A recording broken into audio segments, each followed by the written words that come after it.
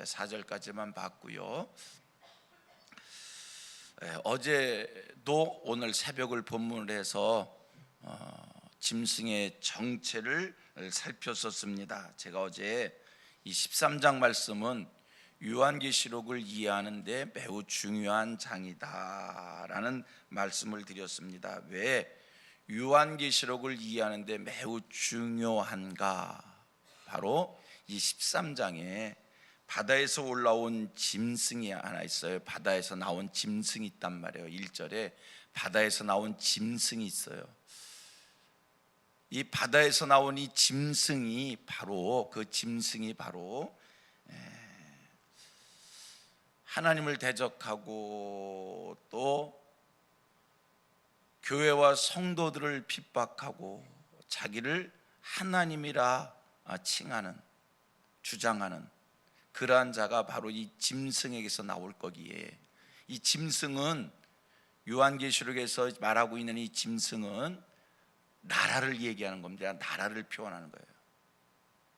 바로 이 나라에서, 바다에서 올라온 나라에서, 이 나라에서 하나님을 대적하는 자가, 계시록의 표현으로 얘기하면 적그리스도가 이 바다에서 나온 이 나라 짐승에게서 나오기에, 이 13장 말씀이 매우 종말론을 공부하는데, 요한계시록을 공부하는데 매우 중요한 장이다, 이런 말씀을 제가 여러분들에게 드렸고요.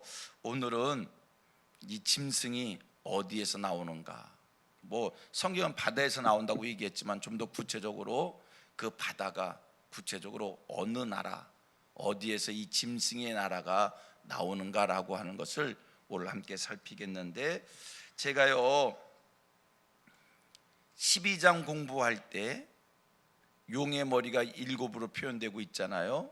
12장 말씀을 공부할 때 그 7머리를 설명한 적이 있었습니다. 7머리를 설명할 때 그 말씀을 요한계시록 10장 9절 이하의 말씀을 대입하면서 같이 연결시키면서 용의 머리가 7인데 그 7머리가 의미하는 게 무엇인가 라고 하는 것을 설명을 드렸고요. 요한계시록 17장 9절 이하의 말씀을 가보았더니 바로 이 머리는, 용의 머리 7은 이 세상에 등장했던 하나님을 대적했던, 그리고 하나님 나라와 하나님의 백성을 의미하는 이스라엘과 이스라엘 백성들을 핍박했던 그 나라들을 얘기하는 것이다. 그러고 봤더니 요한계시록 17장 9절 이하의 말씀에 이 나라들을, 용의 머리 7머리의 나라들을 구체적으로 설명을 주고 있는데 뭐라고 얘기하냐면, 기억이 나실 거예요. 5은 망하였고, 5은 망한 나라이고, 하나는 있고 하나는 이르지 않은 나라다. 이게 용의 머리 7머리의 의미입니다. 지금 짐승의 머리도 7으로 얘기하는데 이 7머리도 역시 나라를 의미하는 겁니다. 똑같은 말씀인 거거든요. 그래서 5은 망하였고 하나는 있고 하나는 이르지 않은 나라 라고 얘기할 때 5은 망한 나라라고 얘기할 때 그 나라들은 곧 어디라고 얘기했습니까? 역사를 더듬어 보니까 이미 지나간 역사니까 우리가 쉽게 얘기할 수 있어요. 이스라엘과 이스라엘 나라를 공격했던, 하나님을 대적했던 그 나라가 어떤 나라냐라고 했더니 곧 다 드러나잖아요. 애굽이고요, 아수르이고요, 바벨론이고요, 메대와 파사이고요, 그 다음에 헬라이고요. 이건 망한 나라고, 하나는 있고 그 나라는 지금 요한 사도가 계시를 받을 때이니까 그 나라가 로마이고요. 그래서 6나라는 이미 우리가 다 눈에 아는 나라고, 아직 이르지 않은 나라, 바로 아직 이르지 않은 그 나라에서 하나님을 대적하는, 하나님의 백성들을 공격하고 교회를 박해하는 그러한 적그리스도가 등장하게 되어질 것이다. 그래서 아직 이르지 않은 나라가, 이 나라가 곧 어떤 나라일까? 아직 이르지 않은 나라가 13장 1절에 바로 7머리를 하고 10뿔을 하고 있는 짐승인 거예요. 아직 이르지 않은 나라를 13장 1장에서는 1절에서는 뭐라고 표현을 하냐면 바다에서 나온 10뿔을 하고 7머리를 한 그 짐승, 그 나라가 아직 이르지 않은 나라이다. 이 나라가 굉장히 우리가 관심이 있습니다. 10뿔을 하고 7짐승을 한 그 나라가 어떤 나라일까? 아직 이르지 않은 나라가 어떤 나라일까? 이거 굉장히 우리의 관심입니다. 왜요? 그 나라에서 미혹하는 자, 불법의 사람, 멸망의 아들, 하나님을 대적하는 자, 자기를 높이고 하나님의 성전에 앉아서 자기를 하나님이라고 내세우는 자가 등장할 것이기에. 자, 13장 1절 말씀을 같이 보겠습니다. 13장 1절 시작. 내가 보니 바다에서 한 짐승이 나오는데 뿔이 10이요 머리가 7이라. 그 뿔에는 10 왕관이 있고 그 머리들에는 신성모독하는 이름들이 있더라. 내가 보니 바다에서 한 짐승이 나오는데, 바다에서 짐승이 나왔단 말이에요. 이 짐승은 아주 괴물 같아요. 뭐라고 표현해요? 뿔이 10이요 머리가 7이다. 그런데요, 요한계시록 17장 12절에 가보니까 뿔이 10이요, 지금 여기 뿔이 10이요라고 했는데 요한계시록 17장 12절에 가보았더니 뭐라고 얘기하냐면 10뿔은 10왕이다. 10뿔은 10왕이다. 여기서 한 가지 비밀을 터득하게 됩니다. 바다에서 나온 짐승에 10뿔이 있는데 지금 뭐라고 얘기하냐면요, 10뿔은 10왕이다. 아, 바다에서 나온 짐승의 10뿔은 10왕이다. 그러면 10왕 중에 이 짐승의 나라가 나오는구나 라고 하는 것을 우리가 짐작하여 알 수 있습니다. 이 10왕이라고 하는 것은 하나, 둘, 셋, 넷, 다섯, 이 10 나라 아닙니까? 근데 이게 숫자적으로 10개의 나라인지 아니면 의미상 상징적으로 많은 나라들이 모여 있는 하나라고 하는 그런 의미에서의 10왕인지, 이거는 두고 보면 알 일이고요. 그러나 분명한 사실은 이 10뿔을 하고 있다라고 하는 것은 여러 나라들이 연합되어져 있는, 하나로 묶여져 있는 그 속에서 그 짐승 그 속에서 이 하나님을 대적하는 자가 나올 것이다 라고 하는 것을 첫째로 알게 되는 겁니다. 자, 그리고 이 요한계시록 13장 1절 말씀, 12장 말씀과 13장 말씀을 7머리 10뿔을 이해하는 데 있어서는요, 이 17장의 핵심이 되는 말씀이기 때문에 17장 말씀을 안 읽을 수가 없어요. 다 같이 요한계시록 17장 말씀을 한번 읽도록 하겠습니다. 17장 3절 이하 12절 말씀까지 쭉 한번 3절부터 12절까지 천천히 읽겠어요. 곧 성령으로 나를 데리고, 제가 읽을게요. 그냥 여러분들 보세요. 눈으로 따라 보세요.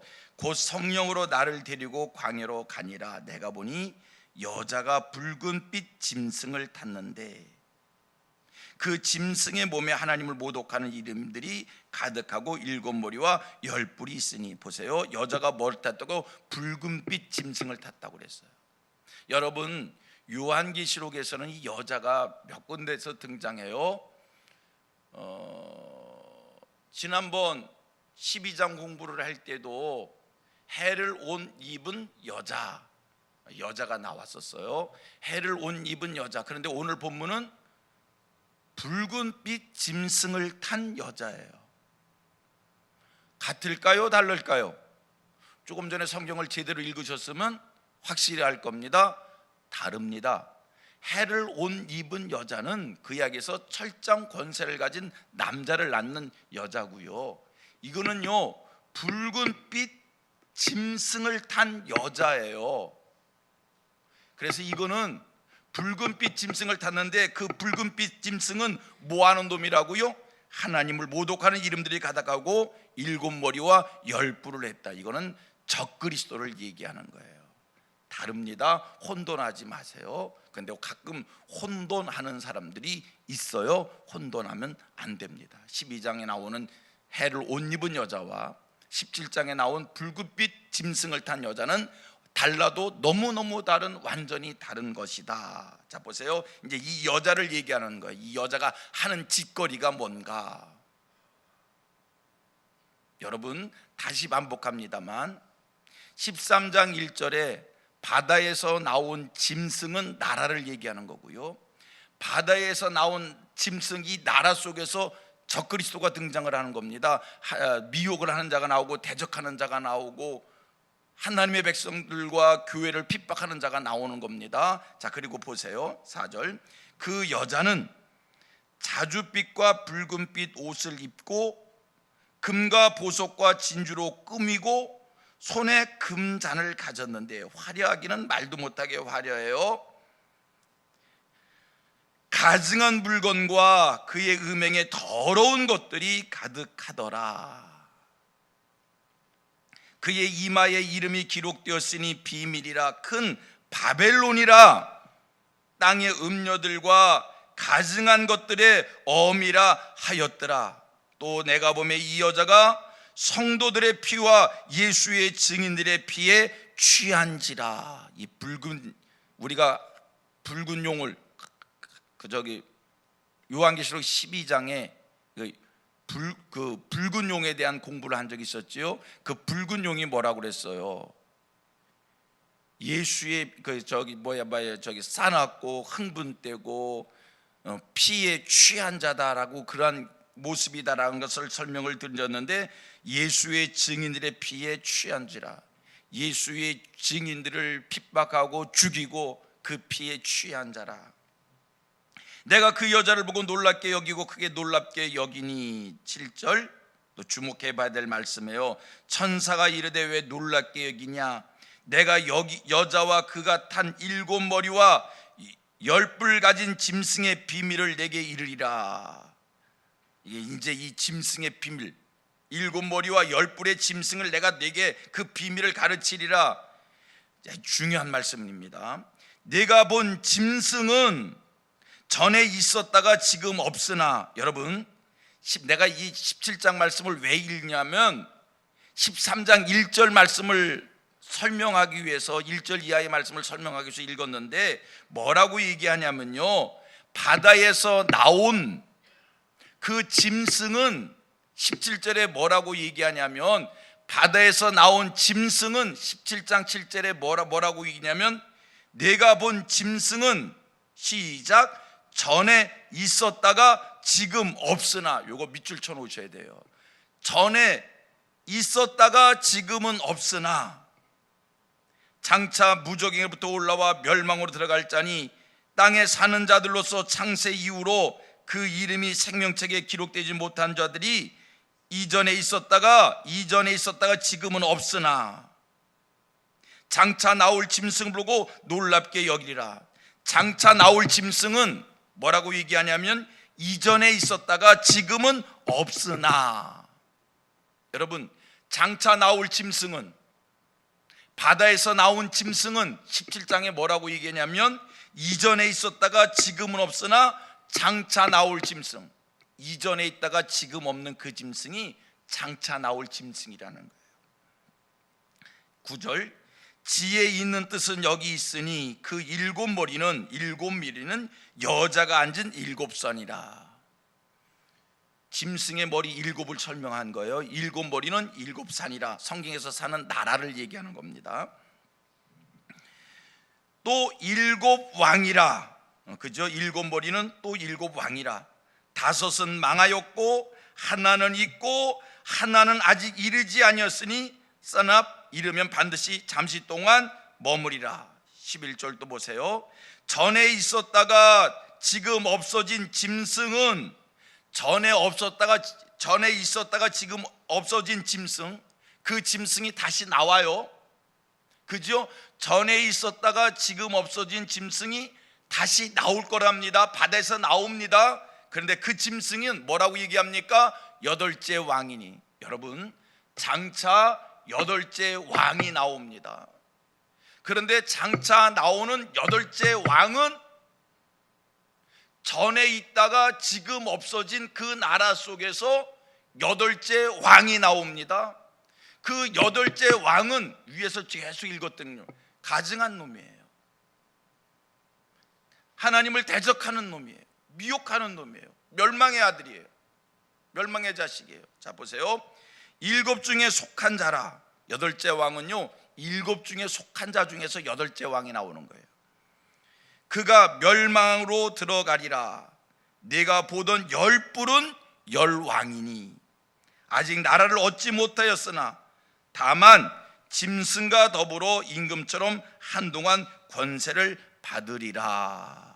조금 어렴풋이 이 17장 말씀을 읽으니까 13장의 말씀이 어렴풋이, 뭐 확실하기는 아니겠지요. 한번 읽었으니까 어렴풋이 알 듯 모를 듯 하실 겁니다.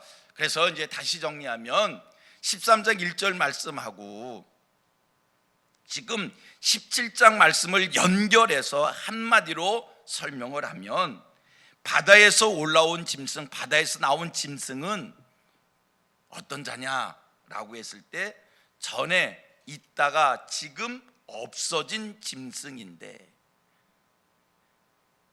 요한계시록은 짐승은 나라를 얘기한다고 그랬어요. 바다에서 나온 나라는 어떤 나라인가? 전에 있다가 지금 없어진 나라인데, 그 나라에서 여덟째 왕이 나올 것이고, 여덟째 왕은 일곱 중에 속한 자다. 그러니까 역사 속에 등장했던 일곱 나라가 굉장히 중요합니다. 여러분, 앞으로 적그리스도가 나올 나라는 우리가 모르던 나라에서 새롭게 나오는 것이 아니라 전에 있다가 없어진 나라에서 여덟째 왕이 나올 겁니다. 적그리스도가 나오게 될 겁니다. 그러므로 종말론을 공부하는 사람들은 전에 있다가 없어진 나라들을 지금 주목해서 봅니다. 자, 그러면 전에 있다가 없어진 나라 다시 한번 읊어볼까요?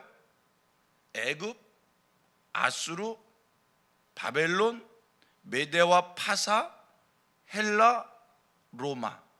그리고 아직 이르지 않은 나라, 아직 이르지 않은 나라는 전에 있다가 지금 없어진 나라. 거기에서 여덟째 왕이 나오는데, 거기에서 나오는데, 자, 13장 3절 말씀을 또 한번 보도록 하겠습니다. 13장 3절에서는 뭐라고 얘기하냐면, 2절 말씀을 왜 안 읽었는가? 어저께 설명했던 말씀이 2절이고요. 보세요.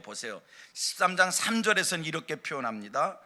17장에서는 전에 있다가 지금 없어진 나라라고 표현했고요. 13장 3절에서는 이렇게 표현합니다. 그의 머리 하나가 상하여 죽게 된 것 같더니 그 죽게 되었던 상처가 나음에 온 땅이 놀랍게 여겨 짐승을 따르고. 보세요. 이 얘기는 뭐냐면, 그의 머리 하나가 상하여 죽게 된 것 같더니, 그 일곱 머리, 이제 여섯 머리지, 아직 이르지 않았으니까요. 이 여섯 머리들 중에서 여섯 머리 중에서 한 머리가, 여섯 나라 중에서 한 나라가 머리가 상하여 죽게 됐는데, 완전히 죽게 되지는 않은 거예요. 치명적인 상처를 입어서 기력을 잃고 명맥을 유지하는데, 그 머리가, 그 나라가 상처를 회복하여 다시 일어난다는 거예요. 다시 부상한다는 거예요. 그랬더니 많은 이들이 그 짐승을 따르게 된다. 이해가 되십니까? 전에 있었다가 없어진 나라에서 여덟째 왕이 나오나 보다 라고 얘기했는데, 13장 3절은 이렇게 얘기합니다. 일곱 머리 중에 한 머리가, 한 나라가 상하여 죽게 되었다가 다시 회복되어져서 부상한다는 거예요. 그 나라를 주목해야 됩니다.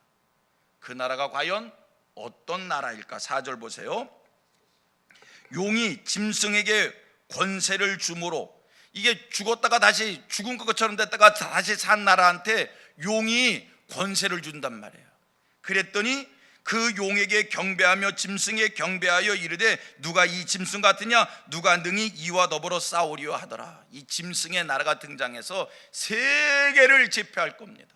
세계에 큰 소리를 칠 겁니다. 그런 나라가 앞으로 나올 겁니다.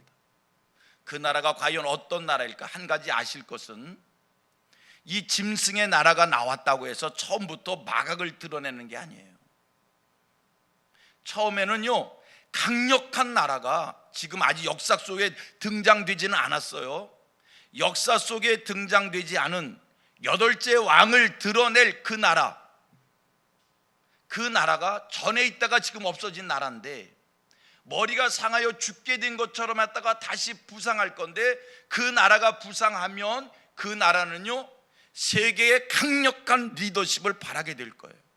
짐승이 그에게 권세를 주므로, 짐승에게 능력과 보좌와 권세를 주므로 그를 따르는, 그를 추종하는 많은 나라, 그 나라를 주목하는 많은 나라들이 생기게 되어질 겁니다. 마각을 처음부터 드러내는 것이 아닙니다. 그런 나라가 역사 속에 등장할 겁니다. 분명한 사실은 그 나라가 미국일까, 그 나라가 중국일까? 내가 단정지어 얘기합니다. 미국과 중국은 단정인다고 그랬으니까요, 절대 아닙니다. 왜냐하면 미국과 중국은 7머리에 속한 나라가 아닙니다. 7머리에 속한 나라가 아니기 때문에 미국과 중국은 아니고요, 러시아도 아니고요, 지금의 옛날에 소련과 같은, 옛날에 미국과 같은 강력한 나라가 하나 등장할 겁니다. 그런데 그 나라는 10뿔입니다. 여러 나라들이 묶여진 한 나라입니다. 여러 나라들이 묶여진 한 나라, 그 나라가 등장할 겁니다. 그 나라는 여러분, 역사 속에 등장했던 7머리를 기억하셔야 됩니다. 그 속에서 그 나라가 나올 겁니다. 자, 요한계시록 13장 이 말씀을 해석할 때 17장을 주목해서 보는 것처럼 또 한 가지 성경을 주목해서 볼 말씀이 있습니다. 다니엘서 7장입니다. 다니엘서 7장의 말씀을 보면 좀 더 확실하게 드러나는 게 있습니다. 7머리 중에서 그 나라가 나오는데 그게 애굽일까 아수르일까 어딜까 하다가 다니엘서 7장 말씀 보면 조금 더 구체적으로 알게 되어집니다. 다니엘서 7장, 오늘은 좀 시간이 가도 좀 조금 더 해야 돼요. 이거 오늘 놓쳤다가는 또 설명을 처음부터 하려면 힘들어요. 7장 1절부터 8절을 봅니다. 다니엘서입니다. 다니엘서 구약성경 다니엘서 7장 1절에서 8절을 보면 확실하게 압니다. 좀 구체적으로 그런가 이렇게 짐작할 수 있습니다. 보세요. 다니엘서 7장 1절, 바벨론 벨사살 왕 원년에 다니엘이 그의 침상에서 꿈을 꾸며 머릿속으로 환상을 받고 그 꿈을 기록하여 하며 그 일의 대략을 진술하니라. 다니엘이 진술하여 이르되 내가 밤에 환상을 보았는데 하늘에 네 바람이 큰 바다로 몰려 불더니 큰 짐승 넷이 바다에서 나왔는데 그 모양이 각각 다르더라. 다니엘이요, 바다에서 나온 네 짐승을 봤어요. 이 사람도 꿈으로 네 짐승을 봤는데 4절, 첫째는 사자 같은데, 쭉 내려가서 5절, 둘째는 곰 같은데, 6절 쭉 내려가서 그 외에 내가 또 본즉 다른 짐승고 표범 같은 것이 있는데, 그 다음 7절 말씀을 봅니다. 7절, 내가 밤 환상 가운데 그 다음 본 넷째 짐승은 무섭고 놀라우며 또 매우 강하며 또 쇠로 된 큰 이가 있어 먹고 부서뜨리고 그 나머지를 발로 밟았으며 이 짐승은 전에 모든 짐승과 다르고 또 10뿔이 있더라. 다니엘도요 네 짐승을 봤어요. 그런데 그 네 짐승이 첫째는 뭐 같고 사자 같고 곰 같고 표범 같고, 네 번째 짐승은 설명이 수식이 긴데 마지막 하나 눈에 들어온 게 있어요. 네 번째 짐승은 뭐더라? 열뿔이 있더라. 다니엘이 이 짐승을 보고선 이게 뭘까? 하나님 이게 뭐지요? 번민에 빠졌어요. 어저께 설명한 내용이니까 그 번민에 빠졌는데 하나님께서 네 짐승은 네 나라다 이렇게 분명 설명을 주셨어요. 네 짐승은 네 나라다. 다니엘서 7장에 있는 얘기예요. 그러면서 이 네 나라는 다니엘 이후에 등장하는 나라들을 이야기한 거예요. 요한 사도는 거꾸로 요한 사도서부터 시작해서 저 처음으로 거슬러 올라가니까 애굽에서부터 시기를 시작해서 애굽, 아수르, 바벨론 이렇게 신 거고요. 다니엘이 본 네 짐승은 다니엘 이후에 등장하는 나라들을 얘기하는 거기에 네 짐승은 바벨론, 메데와 파사, 헬라, 로마 네 나라예요. 네 짐승이에요. 그런데 보세요. 네 번째 짐승은 뭐라고? 열뿔이다. 넷째 짐승은 열뿔이다. 자, 요한계시록 13장 1절에 일곱 머리 열뿔이었어요. 열뿔. 여러분, 바다에서 나온 짐승, 적그리스도를 등장시키는 그 짐승의 나라는 열뿔의 나라예요. 근데 이 열뿔의 나라는 머리가 상했다가 다시 회복되는 나라예요. 17장에서는 뭐라고 얘기했냐면 전에 있었다가 없어진 나라예요. 그런데 보세요. 열뿔의 나라가 넷째 열뿔의 나라에서 짐승이 열뿔의 나라에서 적그리스도가 나오는데 넷째 짐승이 무슨 머리를 하고 있다고요? 열뿔을 하고 있다고 그랬어요. 그다음 8절을 보세요. 봐요. 8절. 이게 이제 핵심 키의 말씀입니다. 내가 그 뿔을 유심히 보는 중에 이 열뿔을 유심히 봤는데 다른 작은 뿔이 그 사이에서 나더니 첫 번째 뿔 중에 셋이 그 앞에서 뿌리가 뽑혔으며 이 작은 뿔에는 사람의 눈 같은 눈들이 있고 또 입이 있어 큰 말을 하였더라. 열뿔을 자세히 봤는데 그 열뿔에서 뭐가 나왔다고요? 다른 작은 뿔이 그 사이에서 나더라 해서 이제 결론을 짓습니다. 종말론을 공부하는 사람들은 어떤 사람은 단정지어 이야기합니다. 아직 이르지 않은 나라가, 제가 이렇게 표현했어요. 어떤 사람은 단정지어 얘기합니다. 제가 얘기한다는 게 아니라 어떤 사람은 단정지어 이야기하기를 아직 이르지 않은 나라가 단정지어 얘기한다고 했으니까 구로마권에서 나오는 것이 아니냐 이렇게 단정지어 이야기하는 사람들이 있습니다. 그런데 요한계시록을 공부하다 보면 이게 매우 어려운 이야기입니다. 우리는 이 말씀을 공부하다 보면 자꾸 현재와 현 상황과 자꾸 대입을 하려고 하는 그러한 습성이 있습니다. 여러분, 지나놓고 보면 압니다. 대입하는 것을 그렇게 서두르지 마시고요, 지나놓고 보면 알고 앞으로 이런 일이 있을 것이다 라고 하는 것을 우리는 지혜 있게 깨달으면 됩니다.